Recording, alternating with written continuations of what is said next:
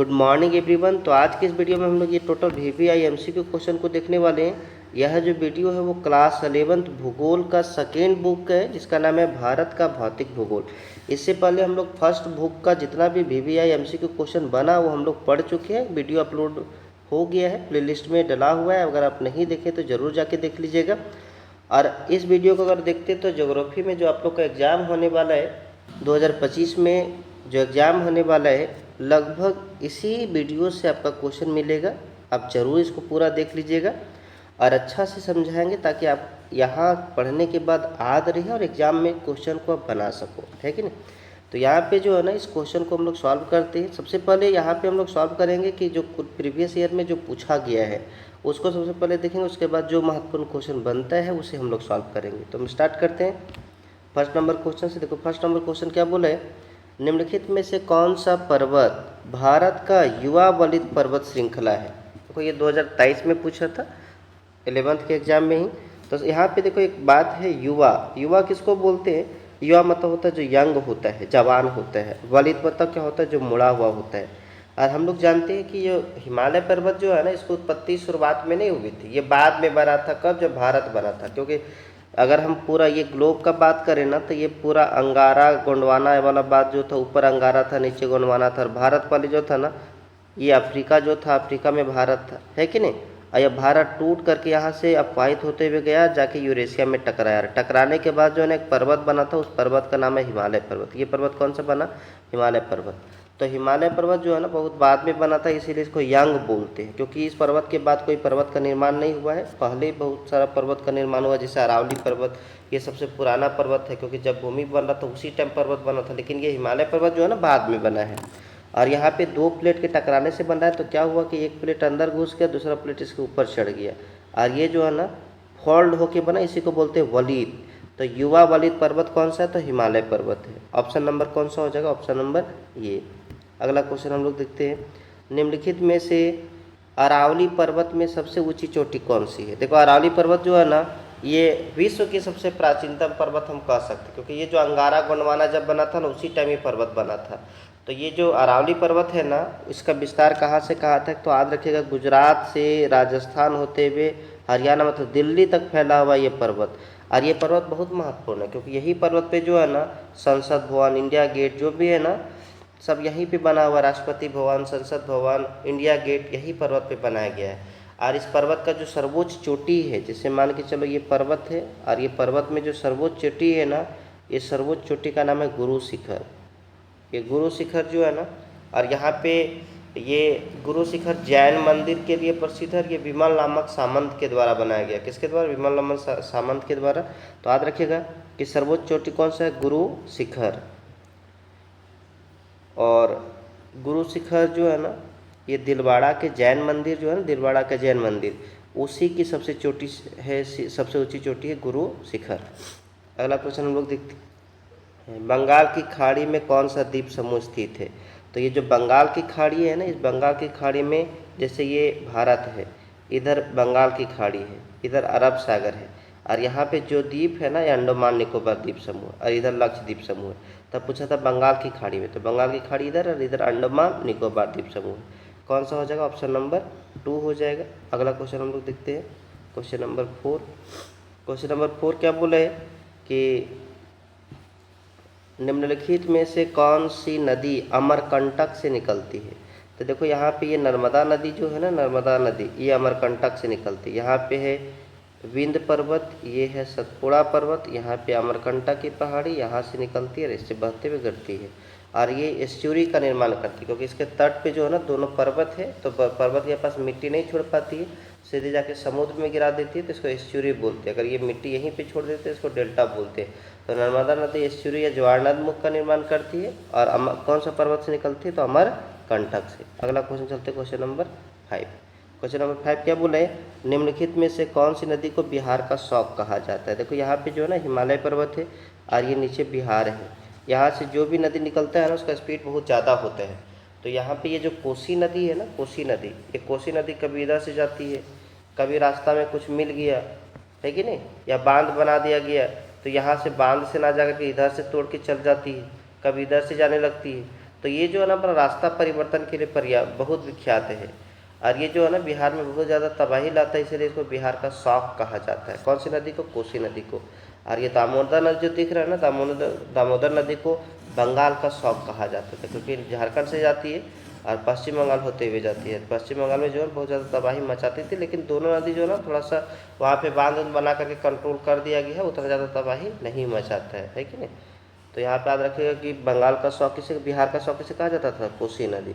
अगर बंगाल का पूछा जाता तब क्या हो जाता? दामोदर नदी। अगला है, मृदा का सर्वाधिक व्यापक और सर्वाधिक उपजाऊ प्रकार कौन सा है? तो मृदा जो है ना सबसे ज़्यादा व्यापक और सबसे ज़्यादा उपजाऊ जो है ना जलोढ़ मृदा है। कौन मृदा है? जलोढ़ मृदा है। ये जलोढ़ मृदा जो है ना भारत में सबसे ज़्यादा पाए जाते हैं और सबसे ज़्यादा क्या है? उपजाऊ भी है। तो याद रखिएगा कि सबसे ज़्यादा उपजाऊ मृदा कौन सा है? तो जलोढ़ मृदा है। इसके अलावा काली मृदा जो है ना, काली मृदा के रेगुर मृदा कहा जाता है। काली मृदा में सबसे अधिक कपास की खेती होता है। किसकी खेती होता है? कपास की खेती होते है। और जलोढ़ मृदा में तो सब चीज़ का खेती होता है। जलोढ़ मृदा सबसे ज़्यादा उपजाऊ भी होता है। लाल मृदा का रंग लाल होता है क्योंकि ये इसमें जो है ना आयरन ऑक्साइड की मात्रा ज़्यादा होता है। और ये लेटेराइट मिट्टी जो है ना इससे सबसे ज़्यादा ईंट बनाया जाता है, सबसे अच्छा ईंट बनता है। तो यहाँ पे याद रखिए सबसे व्यापक और सर्वाधिक उपजाऊ कौन सा है? तो याद रखिए जलोढ़ मृदा। अगला है, निम्न में से कौन सा देश का क्षेत्रफल भारत से बड़ा है? तो भारत से बड़ा जो है ना 6 देश ऐसा है जिसका क्षेत्रफल भारत से बड़ा है। सबसे बड़ा देश है रूस, रूस के बाद कनाडा, कनाडा के बाद अमेरिका, अमेरिका के बाद चीन, ब्राज़ील, ऑस्ट्रेलिया। ये 6 देश जो है ना भारत से बड़े हैं और 7वां नंबर पे भारत आता था। ये 6 देश भारत से बड़ा है, बाकी बस जितना भी देश है ना भारत से छोटा है। तो पूछा था कि कौन सा देश का क्षेत्रफल भारत से बड़ा है? तो ये चीन का क्षेत्रफल भारत से बड़ा, क्योंकि ये कौन सा हो गया? ये रूस हो गया, फिर कनाडा हो गया, अमेरिका हो गया, चीन हो गया, ब्राज़ील हो गया, ऑस्ट्रेलिया हो गया। ये 6 देश जो है ना भारत से बड़े हैं। अगला है, भारतीय मरुस्थल को किन नामों से जाना जाता है? तो भारत में जो मरुस्थल है, मरुस्थल किसको बोलते हैं? जहाँ पे बालू जमा रहता है। तो यहाँ पे जो राजस्थान है ना, यहाँ पे बहुत ज़्यादा बालू है और ये मरुस्थल कहलाता है। जो भारत का मरुस्थल है इसका नाम है सहारा मरुस्थल। क्या नाम है? सहारा नहीं, सॉरी, थार मरुस्थल। सहारा मरुस्थल तो अफ्रीका में है। क्या, कौन सा मरुस्थल है? थार मरुस्थल। यहाँ पे जो मरुस्थल है ना भारत में उसे थार का मरुस्थल कहा जाता है। अगला क्वेश्चन हम लोग देखते हैं, क्वेश्चन नंबर 9। गर्मियों में उत्तरी मैदान में चलने वाली हवा को क्या कहते हैं? जो गर्मी के दिन में जो है ना उत्तरी मैदान में जो हवा चलती है, उत्तरी मैदान में तो ये भारत का जो ऊपर वाला रीजन है, यहाँ पे जो हवा चलती है ना इसे लू कहा जाता है। हम लोग जो यूपी बिहार में है ना, जैसे गर्मी के दिन में जो हवा चलता है उसे हम लोग किस नाम से जानते हैं? तो लू के नाम से जानते हैं। और ये काल बैसाखी जो है ना, काल बैसाखी कहा जाता है। पश्चिम बंगाल जो है ना, पश्चिम बंगाल तरफ जो हवा चलता है ना गर्मी के दिन में उसे काल बैसाखी के नाम से जाना जाता है। लेकिन हम लोग किस नाम से जानते हैं? तो हम लोग इसे लू के नाम से जानते हैं। और आप लोग भी सुने होंगे गर्मी के दिन में कि बाहर मत जाओ, लू लग जाएगा, है कि नहीं। और लू से बचने का भी बड़ी सारा उपाय हम लोग जानते हैं कि आम का जो रस होता है उसको पिया जाता है। इस तरह का जो है ना प्याज व्याज खाया जाता है ताकि लू ना लगे। अगला है, डोडा बेटा चोटी निम्नलिखित में से कौन सा पर्वत श्रृंखला में स्थित है? ये 2024 में पूछा है। कब पूछा? 2024 में। देखो यहाँ पे 2 चोटी है, एक डोडा बेटा और एक है अनाई मोड़ी। देखो ये 2 चोटी है, यहाँ पे 2 पर्वत है। एक यहाँ पे जो पर्वत है इसको बोलते हैं अन्ना मलाई। क्या बोलते हैं? अन्ना मलाई, अन्ना मलाई। और यहाँ पे जो पर्वत है इसको बोलते हैं नीलगिरी। क्या बोलते हैं? नीलगिरी। ये पर्वत है नीलगिरी, ठीक। और एक यहाँ पे पर्वत है महेंद्रगिरी। क्या है? महेंद्रगिरी। अब यहाँ पे देखो इसको बोलते हैं पूर्वी घाट। ये क्या हो गया? पूर्वी घाट। और इधर हो गया पश्चिमी घाट। तो पूर्वी घाट का अगर सबसे ऊंचा चोटी पूछा जाए तो महेंद्रगिरी है। इसका ऊंचाई केंद्र है 1500 मीटर। कितना है? 1500 मीटर। लेकिन पूछा जाए पश्चिमी घाट, पश्चिमी घाट का सबसे ऊंचा पर्वत कौन सा है? तो यहाँ पे जो अनाई, देखो ये नीलगिरी और अन्नामलाई। ये अन्नामलाई जो है ना, देखो ये नीलगिरी पर्वत है और ये इस पर्वत का नाम अन्नामलाई है। क्या है? अन्नामलाई। इसका ऊंचाई कितना है? लेकिन देखो यहाँ पे एक चीज़ ऊंचाई के बारे में समझने से पहले यहाँ पे समझो कि देखो ये पर्वत श्रृंखला होता है। एकरा में जो सबसे ऊंची चोटी होता है ना, ये ऊंची चोटी को लिया जाता है। ये पर्वत तो जैसे मान के चलो ये कौन सा पर्वत है? तो ये पर्वत है अन्नामलाई। और एकरा में जो सबसे ऊंचा चोटी इसको बोलते हैं अनाईमुड़ी, क्या बोलते हैं अनाईमुड़ी। और अनाईमुड़ी का जो ऊंचाई है ना 2695 मीटर। कितना है 2695 मीटर, 2695 मीटर। ये जो है ना इसका जैसे महेंद्रगिरी एक ही पर्वत है, या तो बहुत छोटा छोटा सबसे ऊंचा महेंद्रगिरी है कि नहीं। तो यहाँ पे इसका ऊंची चोटी नहीं पूछा जाता, लेकिन ये दोनों पर्वत का ऊंची चोटी है। अन्नामलाई का जो ऊंची चोटी है ना इसको बोलते हैं अनाईमुड़ी, और उसको ऊंचाई कितना है 2695 मीटर। और नीलगिरी जो है ना, नीलगिरी का सबसे ऊंची चोटी जो उसको बोलते हैं डोडा बेटा। क्या बोलते हैं डोडा बेटा, जिसको चाहिए 2633 मीटर, 2633 मीटर। तो अगर पूछा जाए प्रायद्वीपीय पठार की सबसे ऊंची पर्वत कौन सा हो, तो 2695 यही सबसे ऊंचा है। इसका नाम क्या है अन्नामलाई। और अन्नामलाई की सबसे ऊंची चोटी अगर पूछा जाए तो कौन सा है डोडा बेटा नहीं, डोडा बेटा तो नीलगिरी का है। अन्नामलाई का है अनाईमुड़ी। क्या है अनाईमुड़ी, ये सब याद रखिएगा। अगला क्वेश्चन है रेगुन मृदा का दूसरा नाम क्या है। तो काली मृदा का दूसरा नाम रेगुन मृदा भी है, तो काली मृदा को ही रेगुन मृदा कहा जाता है। अगला है भारत का दक्षिणी बिंदु क्या है। तो देखो ये भारत का दक्षिणी बिंदु पूछा जाए ना, तो यहाँ पे सबसे पहले हम समझते हैं ये अगर मान के चलिए मोटा मोटी ये भारत है, तो भारत का ये हो गया उत्तरी बिंदु, ये हो गया दक्षिणी बिंदु, ये हो गया पश्चिमी बिंदु, ये हो गया पूर्वी बिंदु। यहाँ पे एक जगह है जम्मू कश्मीर में जिसको बोलते हैं इंदिरा कौल। अगर पूछा जाए सबसे उत्तरी बिंदु कौन सा है, तो इंदिरा कौल। कौन सा हो जाएगा इंदिरा कौल। ये सबसे ऊपरी बिंदु उत्तरी बिंदु हो जाएगा इंदिरा कौल। अगर सबसे यहाँ मुख्य भूमि के दक्षिणी बिंदु पूछा जाए तो ये कन्याकुमारी। क्या है जो तमिलनाडु में कन्याकुमारी। यहाँ पे ये जो सबसे पूर्वी बिंदु जो है ना इसको बोला जाता है किबिथु। और ये जो सबसे पश्चिमी बिंदु है ना इसको गौर माथा बोला जाता है। तो यहाँ पे अगर देखिएगा ना तो इंदिरा पॉइंट, किबिथु, ग्वार माथा या गौर माथा, इंदिरा कौल, ये चारों नाम यहाँ पे जो हम बोले ना उसमें से इंदिरा पॉइंट है नहीं। तो इंदिरा पॉइंट जो है ना सबसे दक्षिण सुदूरतम दक्षिण जो है ना इधर अंडमान निकोबार जो है ना ये भारत का ही हिस्सा है। सबसे दक्षिण में कौन सा इंदिरा पॉइंट है। अगर कन्याकुमारी ऑप्शन में ना रही तो इंदिरा पॉइंट होगा, तो इंदिरा पॉइंट में लगाना, क्योंकि ये जो भारत का है ना दक्षिणतम बिंदु। तो वही बोला कि दक्षिणतम बिंदु कौन सा है, तो याद जाएगा इंदिरा पॉइंट, क्योंकि कन्याकुमारी नहीं दिया हुआ है। अगला है भारत के बीच उत्तर से दक्षिण की दूरी कितना है। तो उत्तर से दक्षिण जैसे ये भारत पूरा हो गया, मान के चलो ये पूरा भारत, तो ये यहाँ पे ये पश्चिम है, ये पूरब है, तो यहाँ से यहाँ तक पश्चिम से पूरब तक का दूरी हो जाएगा। लेकिन ऊपर से नीचे उत्तर से दक्षिण हो जाएगा। और उत्तर से दक्षिण जो है ना ये 3214 किलोमीटर है। कितना है 3214 किलोमीटर। और ये 2933 अगर पूछा जाए ना तो ये पश्चिम से पूरब है। हम लोग को पूछा उत्तर से दक्षिण, तो कितना हो जाएगा 3214 किलोमीटर। इसके अलावा जो है ना भारत में और कुछ सीमा होता है, एक स्थलीय सीमा होता है, जलीय सीमा होता है।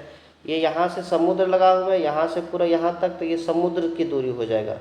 और ये समुद्र की दूरी 6100 किलोमीटर है। केवल ये पूछा जाए मुख्य भूमि का समुद्री सीमा कितना है, तो 6100 किलोमीटर। लेकिन अगर कुल समुद्री सीमा पूछते जैसे अंडमान निकोबार ये भी समुद्र में सटा हुआ है, तो हो जाता है 7516.6 किलोमीटर, 7516.6 किलोमीटर।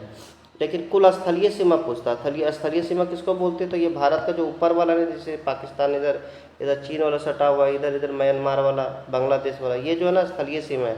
और स्थलीय सीमा कितना है 15200 किलोमीटर। तो भारत का कुल स्थलीय सीमा कितना है 15200 किलोमीटर। मुख्य भूमि का जलीय सीमा 6100 किलोमीटर। और उत्तर से दक्षिण तक की जो लंबाई वो कितना है 3214 किलोमीटर, है कि नहीं। अगला क्वेश्चन हम लोग देखते हैं। और यहाँ से जो है ना क्वेश्चन स्टार्ट होता है VVI, वहाँ तक प्रीवियस ईयर क्वेश्चन था। अब यहाँ पे देखिए भारत के कितने राज्यों से कर्क रेखा गुजरती है। कर्क रेखा जो है ना टोटल कितना राज्य से गुजरता है, तो इसके लिए एक ट्रिक है, झार गमछा मित्र पे। किस पे, मित्र पे। देखो यहाँ पे गिन लीजिए, झार से झारखंड, राजस्थान, गुजरात, मध्य प्रदेश, छत्तीसगढ़, मिजोरम, त्रिपुरा, पश्चिम बंगाल। कितना हो गया 1 2 3 4 5 6 7 8। तो कर्क रेखा कितना राज्य से गुजरता है 8 राज्य से। अगला है भारतीय उपमहाद्वीप में कौन सा देश शामिल नहीं है। तो सबसे पहले समझिए कि भारतीय उपमहाद्वीप किसे कहते हैं। तो हम लोग जानते हैं कि अगर ये छोटा छोटी भारत अगर हम बना ले, देखो ये क्या हो गया, ये हम लोग का ये भारत हो गया, ठीक, ये भारत हो गया। अब भारत के बाद जो ये पर्वत कौन सा है, तो यहाँ पे जानते हैं हम लोग ये हिमालय पर्वत है। ये कौन सा पर्वत है, हिमालय पर्वत है कि नहीं। और इधर जो है ना याराकाम योमा पर्वत है, इधर ऐसे हिंदू कुश पर्वत है। कौन सा पर्वत है, हिंदू कुश पर्वत है, और इधर समुद्र है, ये समुद्र है। तो ये पूरा जो है ना, ये पूरा ये घिर गया है, और ये जो है ना, ये जो सीमा बना, ये स्थलीय सीमा बना। तो इसके अंदर जो भी देश आता है ना, इसको उप महाद्वीप बोलते हैं, और इसमें सबसे बड़ा देश जो है ना, भारत आता है, इसीलिए इसका नाम भारतीय उप महाद्वीप पड़ा है। और यहाँ पे देखो, हम लोग जानते हैं पाकिस्तान है, कौन सा देश है, पाकिस्तान। अब देखिए कौन कौन सा देश इसके अंदर आता है, ये पाकिस्तान है, यहाँ पे एक देश नेपाल है, यहाँ पे एक देश भूटान है, और यहाँ पे एक देश बांग्लादेश है, और ये भारत हो गया। तो 5 देश है, ये पाकिस्तान, ये नेपाल, ये भूटान, ये बांग्लादेश और ये भारत। टोटल 5 देश है। चीन इसके बाहर है, म्यांमार भी इसके बाहर है। तो यहाँ पे चीन म्यांमार नहीं शामिल होते। तो ये टोटल 5 देश को मिला करके भारतीय उपमहाद्वीप का निर्माण होता है। तो बोला कि कौन सा देश इसमें नहीं है, तो देखो यहाँ पे म्यांमार ऑप्शन है, म्यांमार इसका भाग नहीं है। अगला है, निम्न में से किस देश के साथ भारत का सबसे लंबी स्थलीय सीमा है। देखो यहाँ पे जैसे भारत अगर बताए ना, तो भारत में जो स्थलीय सीमा भी देखिए 15,200 किलोमीटर है। तो कोई ना कोई देश होगा ना जिसका स्थलीय सीमा भारत में सबसे ज़्यादा लगा होगा, है कि नहीं। तो यहाँ पे सबसे ज़्यादा स्थलीय सीमा जो है ना, यहाँ पे एक देश है बांग्लादेश। बांग्लादेश बहुत ज़्यादा सटा हुआ है भारत से। तो सबसे ज़्यादा लंबा स्थलीय सीमा अगर पूछा जाए किसका है, तो आज रखेगा बांग्लादेश का। किसका है, बांग्लादेश का लिखेंगे। सबसे कम पूछा जाए तो है अफगानिस्तान का। किसका है, अफगानिस्तान का। अगला है, निम्नलिखित यामहोतर में कौन सा भारत का मानक यामहोतर को माना जाता है। देखो यामहोतर रेखा किसको बोलते हैं, तो यहाँ पे अगर पूरा ग्लोब देखिएगा ना, तो ये ग्लोब में ये बीच वाला जो लाइन है ना, इसको अंतर्राष्ट्रीय यामहोतर रेखा कहा जाता है, क्योंकि यहीं से जो है ना समय को मिलाते हैं। यहाँ से जितना आगे होता है समय उतना आगे होता है। जैसे मान के चलो भारत जो है ना इससे आगे है, तो भारत का समय ग्रीनविच के समय से आगे, क्योंकि ये अंतर्राष्ट्रीय मानक समय रेखा, इसको यामहोतर रेखा बोलते हैं। और इससे अगर 15 डिग्री आगे तो उसका 1 घंटा आगे, अगर 30 डिग्री आगे है तो 2 घंटा आगे, ठीक है। तो यहाँ पे जो है ना भारत का जो समय है ना, इससे 5.5 डिग्री आगे है, 5.5 घंटा आगे है। लेकिन भारत के जो लोग हैं ना, समय को मिला, भारत के बीचों बीच से एक रेखा गुजारे हैं जिसको बोलते हैं भारतीय मानक समय रेखा या भारतीय यामहोतर रेखा। और ये 82.5 डिग्री को माना गया। यहीं से जो है ना भारत के सभी लोग अपने समय को मिलाया गया। तो वही पूछा कि भारत का मानक यामहोतर किसे माना जाता है, तो 82.5 डिग्री पूर्व को, 82.5 डिग्री पूर्व को। अगला है, निम्नलिखित में से कौन सा अक्षांशीय विस्तार भारत की संपूर्ण भूमि का विस्तार के संदर्भ में। तो यहाँ पे देखो, ये पूरा मान के चलो ग्लोब है, ये विषुवत रेखा है, ऊपर में जो है ना ये भारत है, हम लोग जानते हैं उत्तरी गोलार्ध में यहाँ भी भारत है। तो यहाँ पे ये 0 डिग्री है, 0 से 1 2 3 4 कोई ना कोई यहाँ पे टच किया होगा ना। तो जो सबसे दक्षिण में टच किया इसको बोलते हैं 8 डिग्री 4 मिनट। इसको क्या बोलते हैं, 8 डिग्री 4 मिनट। और सबसे जो ऊपर में टच किया इसको बोलते हैं 37 डिग्री 6 मिनट। तो वही बोला है कि अक्षांशीय विस्तार, ये अक्षांश रेखा तो 8 डिग्री से 37 डिग्री, और ये दोनों का दोनों जो है ना उत्तरी गोलार्ध में, क्योंकि विषुवत रेखा ऊपर वाला भाग को बोलते हैं उत्तरी गोलार्ध। तो यहाँ भी उत्तरी हो जाएगा, यहाँ पे भी उत्तरी हो जाएगा। मतलब 8 डिग्री 4 मिनट उत्तरी से 37 डिग्री 6 मिनट उत्तरी। और कौन सा ऑप्शन है, ऑप्शन नंबर सी। देखो 8 डिग्री 4 मिनट उत्तरी से 37 डिग्री 6 मिनट उत्तरी, ये हो जाएगा सटीक आंसर। अगला है, पाक जल डमरू किन 2 देशों के मध्य स्थित है। तो यहाँ पे ये भारत है, ये भारत है, यहाँ श्रीलंका। यहाँ पे जो जल डमरू है ना, जल संधि जिसको बोलते हैं, क्योंकि इधर वाला जल और इधर वाला जल को ये जोड़ रहा है, तो इसको जल संधि बोलते हैं, जल डमरू बोलो। तो यहाँ पे ये किन 2 देशों के बीच स्थित है, भारत और श्रीलंका के बीच स्थित है। अगला, भारत की समुद्री सीमाएं कितनी लंबी। ऊपर भी हम लोग देखें ना, भारत का समुद्री सीमा 7516.6 किलोमीटर, 7516.6 किलोमीटर ये कुल समुद्री सीमा। लेकिन अगर मुख्य भूमि का पूछा जाता तो 6100 किलोमीटर, हम लोग ऊपर भी देख चुके थे। अगला, क्षेत्रफल की दृष्टि से कौन सा देश भारत से बड़ा नहीं है। तो यहाँ पे कनाडा भी भारत से बड़ा है, ऑस्ट्रेलिया भी भारत से बड़ा है, ब्राज़ील भी भारत से बड़ा है, फ्रांस एक भारत से बड़ा नहीं। तो ऑप्शन कौन सा हो जाएगा, बी नंबर। अगला है, अब पूरा वीडियो बने रहिए, इससे बाहर क्वेश्चन नहीं जाएगा, और अपने दोस्तों के पास शेयर जरूर कर लीजिएगा ताकि वो भी इसका फ़ायदा उठा सके और एग्जाम में भरपूर नंबर ला सके। अगला है, कौन सा अक्षांश रेखा भारत को 2 भागों में बांटता है। तो कि भारत जो है ना, भारत के बीचों बीच से एक रेखा गुजरता है, कर्क रेखा, ये भारत को 2 भागों में बांटता है। ये दक्षिणी भारत, उत्तरी भारत है कि नहीं, तो ये कर्क रेखा हो जाएगा। अगला है, भारत के मुख्य भूमि से कि उत्तर से दक्षिण की अधिकतम लंबाई। ये क्वेश्चन ऊपर भी देखे थे ना, 3214 किलोमीटर है कि नहीं। अगला क्वेश्चन है, भारत का क्षेत्रफल कितना है। ये 2023 में पूछा गया भी था, 2023 में क्षेत्रफल जो है ना 32,87,263 वर्ग किलोमीटर, 32,87,000, ये बी नंबर ऑप्शन है। या तो सीधा बोल सकता है 32.8 लाख वर्ग किलोमीटर, 32.8 लाख वर्ग किलोमीटर। अगला विश्व का सबसे बड़ा द्वीप कौन सा है? तो विश्व का सबसे बड़ा द्वीप जो है ना ग्रीनलैंड द्वीप है। द्वीप मतलब क्या होता है? जो जिसके चारों तरफ पानी है कि नहीं। तो सबसे बड़ा द्वीप कौन सा है? ग्रीनलैंड।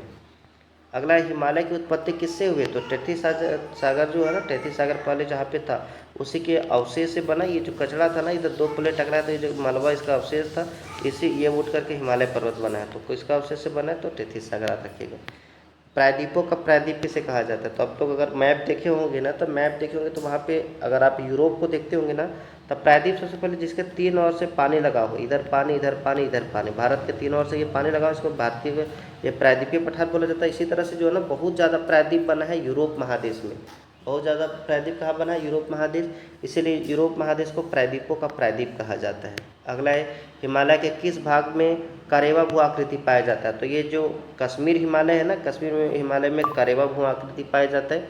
और ये करेवा भू आकृति जो है ना, ये जाफरान की खेती के लिए प्रसिद्ध है, मतलब जाफरान की सबसे ज़्यादा खेती वहाँ पे होता है। अगला है धुआंधार जलप्रपात किस नदी पर बनाया जाता है? तो ये जो अमरकंटक की पहाड़ी है ना, यहाँ से एक नदी निकलता है, नर्मदा नदी। और नर्मदा नदी जो है ना, ये मध्य प्रदेश में एक जगह है जबलपुर, जबलपुर में बहुत ऊंचाई से गिरता है। तो यहाँ पे जो है ना, ये जलप्रपात का निर्माण करता है, क्योंकि ऊंचाई से पत्थर के सहारा गिरता है तो इसको जलप्रपात बोलते हैं। और इस तरह आगे बढ़ता है तो यहाँ पे जो है ना पानी खूब कस के गिरता है। तो यहाँ पे एक धुआंधार, ये धुआं के जैसा ऊपर उठता है, क्योंकि जब पानी ऊपर से गिरता है तो पूरा वाइट वाइट हो जाता है, और देखने से जो है ना ये धुआं के जैसा लगने लगता है। इसलिए पूछा जाता है कि धुआंधार जलप्रपात का निर्माण जो है ना किस नदी के द्वारा किया जाता है? तो नर्मदा नदी के द्वारा। किस जगह पे? तो याद रखिएगा कि जबलपुर, जबलपुर में ये धुआंधार जलप्रपात का निर्माण करती है। अगला है किस राज्य में लोकटक झील स्थित है? तो मणिपुर जो राज्य है ना, वहाँ पे एक झील है जिसको लोकटक झील बोलते हैं। लोकटक झील जो है ना, ये मीठे पानी का झील है। मीठे पानी मतलब ताज़ा पानी, ठीक है। अगला है डोडा बेटा चोटी, ये तो ऊपर भी देखे थे ना, डोडा बेटा चोटी किसका है? नीलगिरी पर्वत का है। अगला हम लोग देखते हैं इनमें से कौन सा राज्य जो है ना, क्या है इधर, इनमें से क्या लिखा हुआ है, इनमें से कौन से राज्य में गुरु शिखर अवस्थित है? तो गुरु शिखर अभी हम लोग देखें ना राजस्थान में है, और राजस्थान के अरावली पर्वत जो है ना उसी में गुरु शिखर है, सबसे ऊंची चोटी। तो कौन सा हो जाएगा? राजस्थान। अगला हम लोग देखते हैं क्वेश्चन नंबर 33, क्या बोला है? हिमालय के पाद प्रदेश के रूप में किसे जाना जाता है? तो ये शिवालिक जो है ना, ये पाद प्रदेश जैसे हिमालय है, तो पाद मतलब होता है कि जहाँ से स्टार्ट होता है ना, तो सबसे पहले शिवालिक मिलता है, फिर मध्य हिमालय, फिर महान हिमालय, तो क्या हो जाएगा? शिवालिक। अगला है अरावली का सर्व शिखर कौन सा है? तो गुरु शिखर सर्व शिखर है कि नहीं। अगला निम्नलिखित में से कौन सी चोटी भारत में स्थित नहीं है? तो ये केटू भारत में है, नंदा देवी भारत में है, कामेत पर्वत भारत में, माउंट एवरेस्ट हिमालय में, ये नेपाल में। कहाँ पे? नेपाल में। तो भारत में कौन सा नहीं है? तो याद रखिएगा माउंट एवरेस्ट। सिंधु तथा सतलज नदियों के मध्य निम्न में से हिमालय का कौन सा भाग है? तो यहाँ पे अगर देखिएगा ना, तो ये देखिए यहाँ से ये सिंधु नदी ऐसे जाती है और ये सतलज नदी, और ये जगह जो है ना कश्मीर है। तो सिंधु नदी और सतलज नदी के बीच में कौन सा हिमालय? तो याद रखिए कश्मीर हिमालय। ऑप्शन नंबर कौन सा हो जाएगा? Option number D, option number हो जाएगा डी। अगला क्वेश्चन हम लोग चलते हैं पूर्वी घाट का सर्वोच्च शिखर, ये हम लोग ऊपर भी देखे थे ना, ये पूर्वी घाट किधर है? इधर है। और यहाँ का सर्वोच्च शिखर महेंद्रगिरी था, महेंद्रगिरी 1500 मीटर ऊंचा है। अगला है भारत का पूर्वी घाट तथा पश्चिमी घाट का मिलन, देखो ये पूर्वी घाट है और ये पश्चिमी घाट है, ये दोनों जहाँ पे मिलता था ना, वहाँ पे एक पर्वत था जिसको बोलते हैं नीलगिरी, और इसके नीचे में है कौन सा? अनाईमुड़ी, है कि नहीं। तो ये मिलन स्थल पे नीलगिरी है, तो नीलगिरी यहाँ पे ऑप्शन में है सी नंबर ऑप्शन। अगला है बंगाल की खाड़ी में कौन सा द्वीप स्थित है? तो बंगाल की खाड़ी, ये नीचे वाला जो है ना, इधर बंगाल की खाड़ी, और यहाँ पे कौन सा? अंडमान निकोबार द्वीप समूह। ऑप्शन नंबर कौन सा? B number. अगला है भारत की सबसे लंबी नदी कौन सी है? विश्व की सबसे लंबी नदी कौन है? अगर भारत की सबसे लंबी नदी पूछा जाए तो गंगा नदी है, लेकिन विश्व का सबसे लंबी नदी कौन सा है? नील नदी हो जाएगा। अगला है तिब्बत में ब्रह्मपुत्र नदी को किस नाम से जानते हैं? तो तिब्बत में ब्रह्मपुत्र को सांगपो के नाम से जानते हैं, क्योंकि हम लोग जानते हैं ये भारत है, और भारत से ये नहीं निकलता है, ये किससे निकलता है? यहाँ पे तिब्बत से निकलता है। तिब्बत में इस नदी को सांगपो बोलते हैं। जब ये भारत में प्रवेश करता है तो इसको दिहांग बोलते हैं, असम में आता है तो ब्रह्मपुत्र बोलते हैं। लेकिन यही नदी जब कहाँ चल जाता है? बांग्लादेश में, तो इसे जमुना के नाम से जानते हैं, है कि नहीं। तो नाम बदलते रहते हैं, अलग अलग जगह पे लोग अलग अलग नाम से जानते हैं। तो ये ब्रह्मपुत्र नदी को जो है ना सांगपो के नाम से जानते हैं। अगला क्वेश्चन है अलकनंदा तथा भागीरथी का संगम स्थल, मतलब ये इधर भागीरथी है, ये अलकनंदा, ये दोनों जब मिलते हैं ना तब गंगा बन जाता है। यहाँ पे जो जगह है इसको बोलते हैं देवप्रयाग। क्या बोलते हैं? देवप्रयाग। ऑप्शन नंबर कौन सा? डी। अगला हम लोग चलते हैं, निम्नलिखित में से कौन सी नदी बंगाल की सौक, हम लोग देखें तो ऊपर भी बंगाल की सौक किसे कहा जाता था? दामोदर नदी को। अगला है, निम्नलिखित में से कौन सी नदी पंचनद में शामिल नहीं? पंचनद किसको बोलते थे? यहाँ 5 नदी जो है ना, पंजाब में 5 नदी बहती है, इसलिए उसका नाम पंजाब पड़ है। मेनली यहाँ देखो, झेलम, चिनाब, रावी, ब्यास, सतलज, ये पंचनद में आता है। इसके अलावा जो सिंधु है ना, सिंधु पंचनद में शामिल नहीं है, क्योंकि सिंधु नदी इधर से आती है। यहाँ पे पंचनद नदी झेलम, चिनाब, रावी, ब्यास, सतलज, ये 5, तो यहाँ पे सिंधु हो जाएगा। निम्नलिखित में अगला क्वेश्चन है, किस नदी को दक्षिण की गंगा कहते हैं? दक्षिण की गंगा जो है ना, ये प्रायद्वीपीय पठार में एक नदी है, गोदावरी नदी। ये गोदावरी नदी को दक्षिण भारत की गंगा कहा जाता है। तो कौन सा ऑप्शन हो जाएगा? Option number B. अगला है, निम्नलिखित में से कौन सी नदी को बिहार का शौक कहा जाता है? तो बिहार की शौक जो है ना, कौन नदी? कोसी नदी। अगला है, चिल्का झील। चिल्का झील जो है ना, किस राज्य में स्थित है? देखो यहाँ पे जो है ना, जितना भी नदी है या भारत का भौतिक स्वरूप, प्रायद्वीपीय पठार, हिमालय पर्वत के बारे में डिटेल से हम लोग पढ़ चुके हैं मैप के थ्रू से।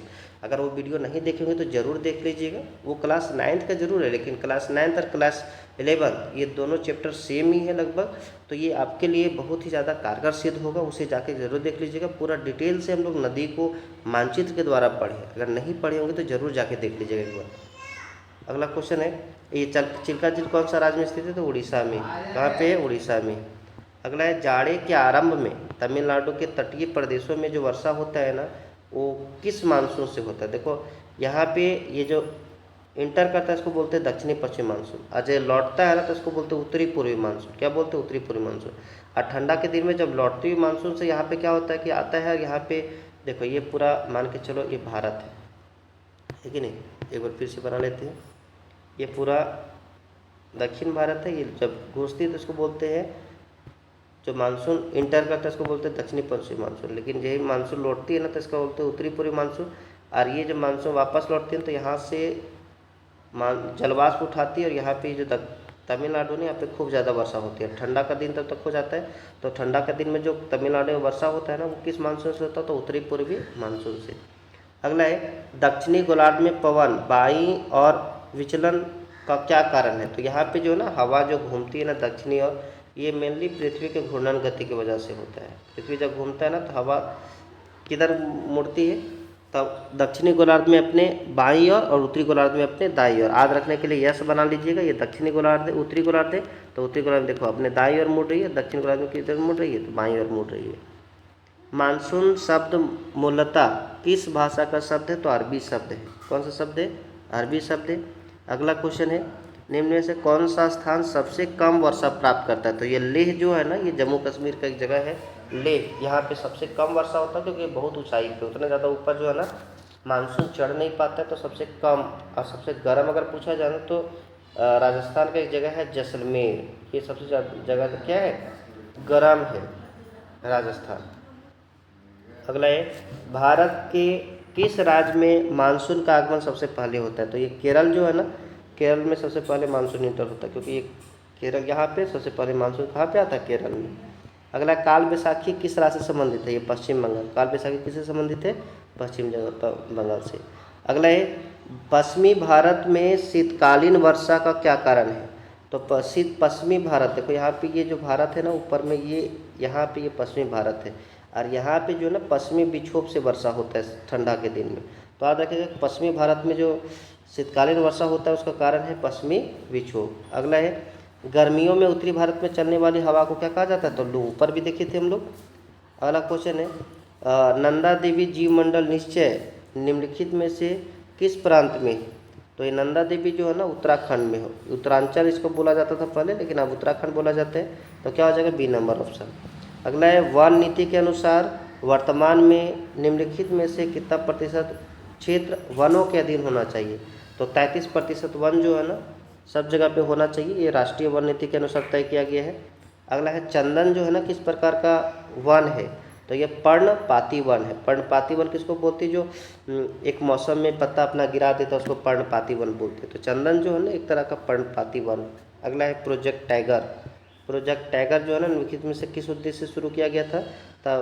बाघ को मारने के लिए नहीं, बाघ को शिकार से बचाने के लिए। हाँ, यही बाघ को शिकार से बचाने के लिए, क्योंकि लोग जो है ना बाघ का बहुत ज़्यादा शिकार करते थे, इससे बचाने के लिए प्रोजेक्ट लाया गया था जिसको बोलते हैं प्रोजेक्ट टाइगर। लगभग ये 1973 में शायद लाया गया था, देख लीजिएगा डेट आप सर्च करके, लेकिन 1973 हमें जिसे लग रहा है। तो यहाँ पे प्रोजेक्ट टाइगर किसके लिए लाया गया था? बाघ को शिकार से बचाने के लिए। अगला है 60 नंबर क्वेश्चन, जैव विविधता कहाँ समृद्ध है? जैव विविधता मतलब बहुत ज़्यादा जीव जंतु। तो ज़्यादा जीव जंतु कहाँ पे पाया जाता है? जहाँ पे खूब ज़्यादा वर्षा होता है, क्योंकि आप बरसात में देखे होंगे ना कि थोड़ा सा पानी पड़ता है, पूरा घास उस उगने लगता है, अलग अलग तरह का पेड़ पौधा उगने लगता है। तो सबसे ज़्यादा जैव विविधता जो है ना ये कहाँ होता है? तो उष्ण कटिबंधीय क्षेत्र में। उष्ण कटिबंधीय क्षेत्र किसको बोलते हैं? ये विषुवत रेखा के पास। और विषुवत रेखा के पास जानते हैं बहुत ज़्यादा वर्षा होता है कि नहीं? तो यहीं पर सबसे ज़्यादा जैव विविधता पाया जाता है। अगला क्वेश्चन है, इनमें से किस नदी में माजुली नदी द्वीप स्थित है? तो यहाँ पे जो ये ब्रह्मपुत्र नदी है ना, ब्रह्मपुत्र नदी असम में आता है, तो यहाँ पे एक द्वीप का निर्माण करता है, ऐसे आते हैं और यहाँ पे नदी दो तरफ से बढ़ जाता है, फिर आगे बढ़ सकते हैं। यहाँ पे जो द्वीप बनता है इसको माजुली नदी बोलते हैं। कौन नदी? तो ब्रह्मपुत्र नदी। अगला 2001 में भीषण भूकंप निम्नलिखित में से कहाँ आया था? तो आज देखिएगा भुज में। ये गुजरात की एक जगह है भुज। ये 26 जनवरी 2001 में जब ये झंडा उत्तोलन हो रहा था ना, झंडा जब फहराया जा रहा था, उसी टाइम जो है ना 26 जनवरी 2001 को भुज में भूकंप आ गया था, जिससे बहुत ज़्यादा नुकसान भी हुआ था, है कि नहीं? तो याद रखिएगा 2001 में जो भूकंप आया था कहाँ पे आया था? भुज में आया था, गुजरात के भुज में। अगला है, निम्नलिखित में से कौन सा प्राकृतिक आपदा नहीं है? प्राकृतिक आपदा मतलब जो मानव के द्वारा होता है, तो ये परमाणु बम नहीं बोला जाता है युद्ध में। जैसे मान के चलो अभी युद्ध हो रहा है ना, भारत पाकिस्तान में युद्ध नहीं हो रहा है, बस थोड़ा बड़ा मिसाइल दागा जा रहा है, तो वहाँ पे नहीं बोला जाता है धमकाने के लिए कि नहीं हम परमाणु हमला करेंगे, परमाणु हमला करेंगे। पाकिस्तान तो ऐसे धमकी देते रहता है, लेकिन धमकी देने से क्या होता है? परमाणु हमला उतना पावर नहीं कि कर दे, है कि नहीं? तो यह भूकंप, भूस्खलन, सुनामी ये सब प्राकृतिक आपदा है, लेकिन परमाणु ये मानव कर सकता है कि नहीं? अगला है भूकंप किस प्रकार की प्राकृतिक आपदा है? तो ये भूकंप जो है ना, भूकंप एक तरह से भूमि में आता है, तो इसको भौमिक बोलते हैं। और अगला क्वेश्चन है, कारेवा भू आकृति कहाँ पाई जाती है? तो हम लोग जानते हैं कश्मीर, हिमालय जो है ना, यहीं पे कारेवा भू आकृति पाई जाती है। और ये टोटल आप लोग का 65 क्वेश्चन था। अगर आपको वीडियो अच्छा लगा होगा तो सब्सक्राइब जरूर कर लीजिएगा और अपने दोस्तों का पास भी शेयर कर लीजिएगा। और अगर इसका आपको PDF चाहिए कमेंट जरूर कीजिएगा, हम PDF भी प्रोवाइड करने की कोशिश करेंगे।